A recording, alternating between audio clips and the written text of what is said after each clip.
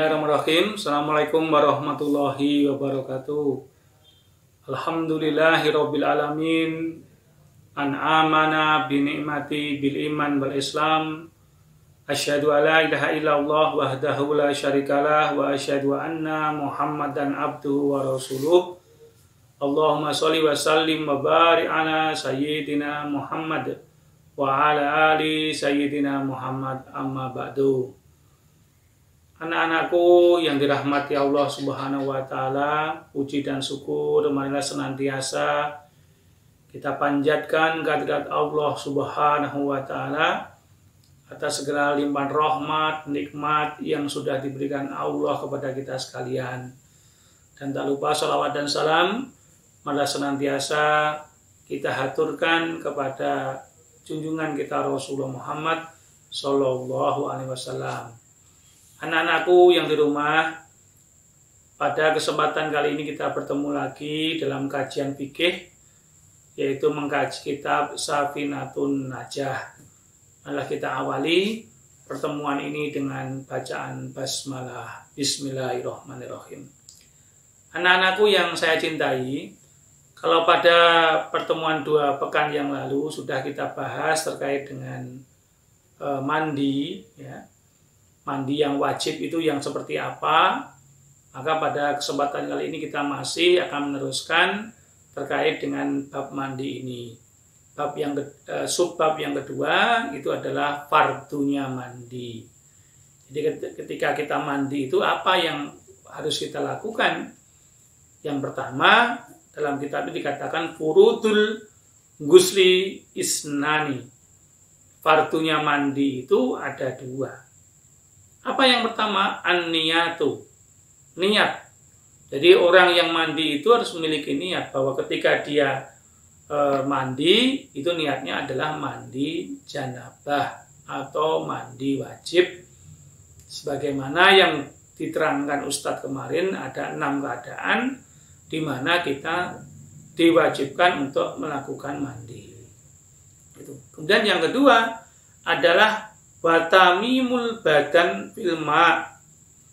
Jadi menyiramkan air secara merata ke seluruh badan. Jadi seluruh badan pada saat mandi janabah itu harus terkena air. Sehingga tidak boleh kulit kita itu terhalang oleh zat-zat yang bisa menghalangi air untuk masuk ke kulit. Ya. Contohnya apakah ada zat-zat yang bisa menghalangi air untuk masuk ke kulit? Ya ada. Contohnya adalah cat kuku, ya, lem, ya, atau mungkin cat tembok, ataupun cat pintu, ya kan? Kemudian pewarna rambut, ya, pewarna rambut. Nah, ini tidak boleh, ya. Dia harus dihilangkan dulu. Ya, sebelum mandi kita harus menghilangkan zat-zat tadi. Karena sifatnya zat-zat tadi adalah kalis dengan air. Kalis itu tidak bisa menyatu dengan air sehingga kulit kita tidak terkena oleh air itu. Jadi karena memang syaratnya mandi janabah itu semua anggota badan kita itu harus kena air. Kecuali kalau ada lukisan henna itu, ya. Kalau henna itu kan tidak sampai kalis. Sehingga kalau henna itu tidak masalah ketika tangannya dilukis dengan henna itu, maka itu tidak menjadi masalah karena henna itu tidak membuat air tidak bisa masuk kulit. Tetap walaupun kulitnya dihenna, digambari dengan henna itu bisa air bisa masuk ke kulit gitu. Tapi lain dengan tato. Nah, kalau tato ini ya tidak bisa, karena tato itu sifatnya adalah bisa menghalangi kulit, ya, air untuk bersentuhan dengan kulit gitu. Sehingga tato ini terlepas dari hukum haramnya, ya, bagi seorang muslim seyogianya tidak mentato. Karena ketika mentato, ya, itu berarti kulitnya selamanya kalau mandi janabah itu ada bagian-bagian tubuhnya yang tidak terkena air yang menyebabkan mandinya menjadi tidak sah. Gitu. Nah, kemudian tata caranya mandi janabah itu bagaimana? Jadi tata cara mandi janabah itu yang pertama adalah mencuci kedua tangan. Jadi mencuci kedua tangan.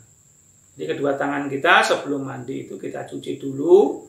Ya, selai-selai jarinya ini juga harus dicuci. Ya, dari mandi janabah itu dimulai dengan itu. Tangan dicuci dulu. Ya, di selai-selai jari ini juga harus dicuci sampai bersih. Ya kan? Kemudian yang kedua adalah menumpahkan air ya pada bagian yang kanan dulu ya, jadi yang bagian kanan. Jadi contohnya ya kalau kaki ya mulai kaki kanan dulu ya. Kalau tangan dimulai dari tangan kanan dulu. Baru kemudian kaki kiri, kemudian baru tangan kiri. Jadi bagian tubuh yang kanan itu lebih didahulukan daripada bagian tubuh yang kiri. Dan yang ketiga adalah mencuci kemaluan dan dubur. Jadi terkadang ini yang tidak dilakukan pada saat mandi janabah. Jadi pada saat mandi janabah itu kemaluan kita ya faras ya, atau kalau perempuan zakar, kalau laki-laki itu harus dibersihkan dulu ya. Kemudian duburnya juga anus ya, itu juga harus dibersihkan dulu ya, karena biasanya ada kotoran-kotoran sehingga dikhawatirkan kalau bagian kemaluan dan dubur ini tidak dibersihkan maka mandi janabahnya menjadi tidak sah. Gitu. Kemudian setelah itu anak-anakku yaitu najis-najis dibersihkan ya, barangkali kita terkena najis, apakah najis yang ringan atau najis yang menengah atau najis yang berat.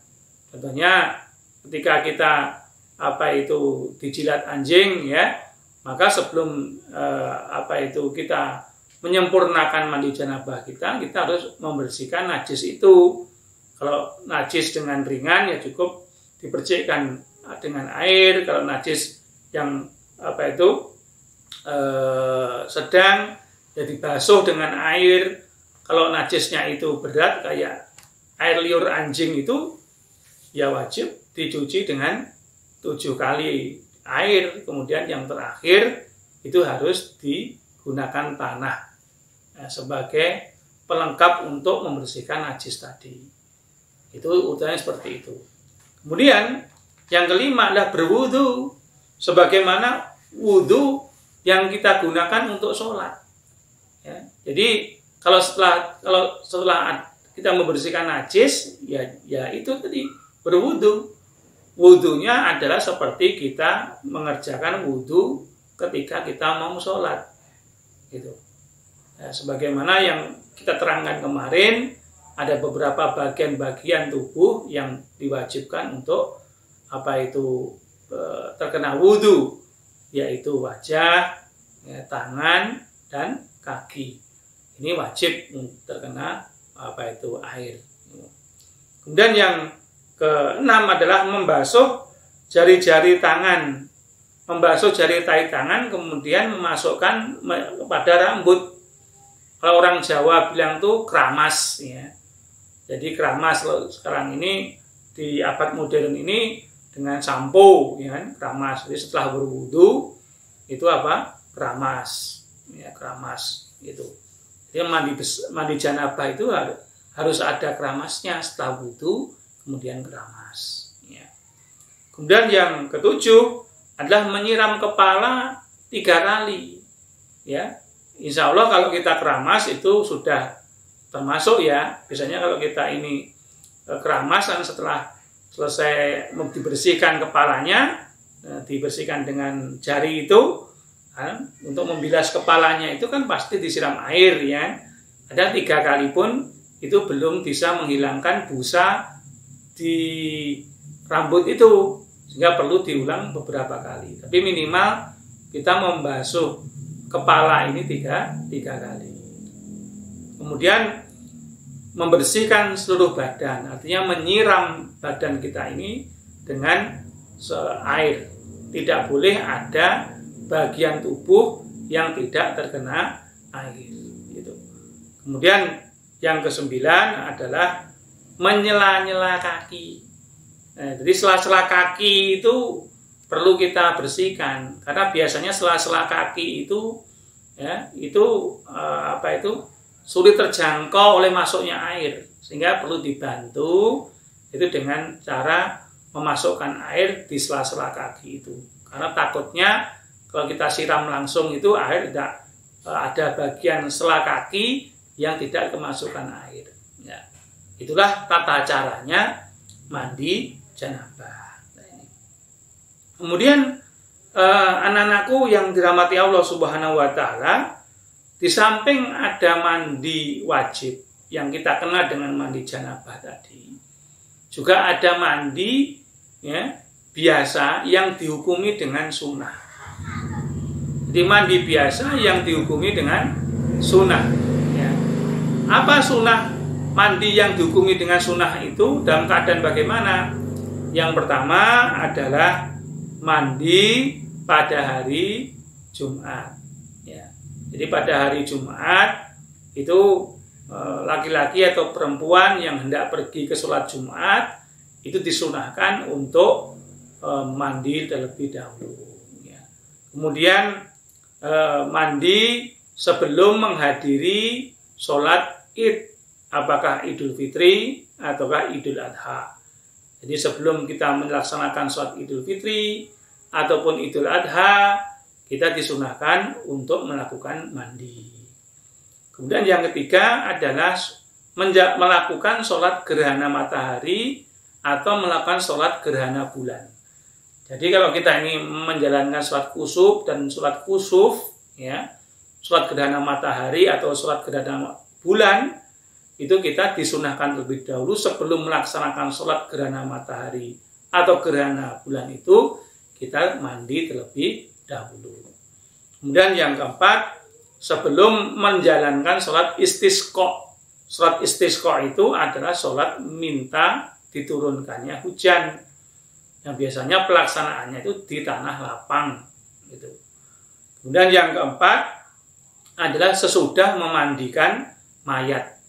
Bagi mereka yang memandikan mayat, biasanya dari kalangan keluarga atau kalau di daerah kita biasanya yang menangani itu Pak Mudin dibantu oleh keluarga. Maka orang-orang yang memandikan mayat ini setelah dia menyelesaikan mandi, menyelesaikan memandikan mayatnya itu, dia disunahkan untuk mandi juga. Ya, dikhawatirkan kalau ada bakteri-bakteri yang masih menempel ke badan orang yang mencuci dari si mayat tadi. Gitu. Kemudian yang berikutnya, yang keenam adalah ketika seseorang itu masuk Islam. Jadi ada seorang mu'alaf dari orang non-muslim masuk Islam, maka setelah dia bersyahadat, maka dia disunahkan untuk mandi. Ya, sebelum dia menjalankan kewajiban-kewajiban Islam yang lain. Jadi sebelum dia mengerjakan sholat, maka dia disunahkan lebih dahulu untuk mandi. Kemudian sembuh dari gila, ya kan? Karena gila itu juga ada yang penyakit, ya. Artinya bahwa penyakit gila ini kan kadang-kadang tidak dialami oleh orang sepanjang hidupnya. Ada fase-fase tertentu di mana penyakit gila itu kambuh. Nah, pada saat setelah sembuh dari kambuhnya itulah si gila tadi itu perlu dimandikan. Gitu. Kemudian yang berikutnya adalah ketika akan melakukan ihram. Jadi ketika akan melakukan ihram, pada saat kita umroh ataupun kita haji, itu disunahkan sebelum menjalankannya, nah itu mandi dulu. Kemudian ketika masuk ke kota Mekah, apakah kita dalam keadaan apapun, apakah kita menjalankan umroh atau menjalankan ibadah haji atau tidak menjalankan umroh atau tidak menjalankan haji, kalau masuk kota Mekah itu disunahkan kita mandi terlebih dahulu. Kemudian yang ke-10 adalah ketika wukuf di Arafah. Jadi bagi orang-orang yang menjalankan haji, maka pada saat dia mau wukuf di Arafah, itu disunahkan untuk mandi terlebih dahulu. Kemudian yang terakhir adalah ketika akan tawaf. Bagi jamaah haji yang mau tawaf, itu sebelum melaksanakan tawaf, itu disunahkan untuk melakukan mandi. Itulah 11 keadaan anak-anakku sekalian yang kita itu disunahkan untuk menjalankan mandi. Nah, yang berikutnya adalah hal-hal yang diperlukan seputar mandi janabah ini. Ya, apa hal yang perlu kita lakukan itu? Yang pertama, di dalam menjalankan mandi janabah, sekali lagi, bagian tubuh yang kanan didahulukan daripada bagian tubuh yang kiri. Jangan lupa ini ya. Kemudian yang kedua, tidak perlu berwudu lagi setelah mandi ketika kita akan menjalankan sholat, ya. Nah, itu tidak perlu wudu lagi, karena ketika kita mandi janabah kan sudah wudu, ya kan? Nah, terkecuali pada saat kita mandi janabah setelah wudu, ya, mandi janabah hampir selesai, kemudian kita menyentuh kalau laki-laki zakarnya, kalau perempuan farosnya, kemaluannya. Menyentuh zakar atau menyentuh faros, menyentuh kemaluan, itu bisa membatalkan wudhu. Jadi dia setelah mandi janabah tetap harus berwudhu, karena pada saat dia mandi tadi dia menyentuh kemaluan. Nah ini yang perlu kita perhatikan. Kemudian yang perlu juga kita pahami bahwa pada saat perempuan menyelesaikan mandi haid, ya, itu juga ada ketentuan yang perlu dipahami bersama, ya, yang seyogianya itu dilakukan pada saat si wanita itu mandi janabah, yaitu mengambil kapas, dan kapas itu diisi dengan dengan wewangian, dengan minyak wangi. Kemudian kapas yang sudah ditetesi minyak wangi itu dioles-oleskan kepada farjinya, kepada kemaluannya. Jadi bagi khusus wanita ketika selesai mandi haid atau mandi nifas, itu ada sunnah yang perlu diperhatikan, yaitu supaya mengambil kapas, kemudian meneteskan minyak wangi, dan minyak wangi ini dioles-oleskan pada bagian farjinya atau kemaluannya. Ini ketentuan yang perlu dipahami oleh anak-anak putri. Ya. Mungkin itu yang bisa Ustadz sampaikan, ya. Mudah-mudahan bermanfaat, karena ini sifatnya adalah aplikasi, ya. Sehingga bisa dipraktekkan langsung, ya. Barangkali tata cara ketika kita mandi janabah itu belum sesuai dengan tuntunan yang diterangkan dalam kitab Safinatun Najah ini. Sehingga bagi kamu sekalian yang sudah balik, itu seharusnya itu sudah mengenal bagaimana dan tata caranya menjalankan mandi janabah. Demikian anak-anakku sekalian yang dirahmati Allah Subhanahu wa taala, apa yang bisa kami sampaikan mudah-mudahan ada guna dan manfaatnya. Fastabiqul khairat. Kita akhiri dengan doa penutup majelis. Subhanaka Allahumma bihamdika asyhadu an la ilaha illa anta astaghfiruka wa atubu ilaik. Assalamualaikum warahmatullahi wabarakatuh.